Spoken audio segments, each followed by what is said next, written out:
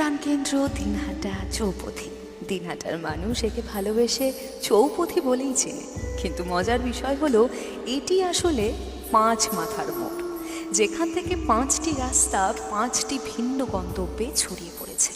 এই মোড় শুধু একটি রাস্তার সংযোগস্থল নয়, এটি দিনহাটার প্রাণকেন্দ্র। প্রতিদিন হাজার হাজার মানুষের যাতায়াত, ব্যবসা, কেনাকাটা, আড্ডা, রাজনৈতিক সভা, ধর্মীয় শোভাযাত্রা, সব কিছুর নীরব সাক্ষী এই চৌপথি।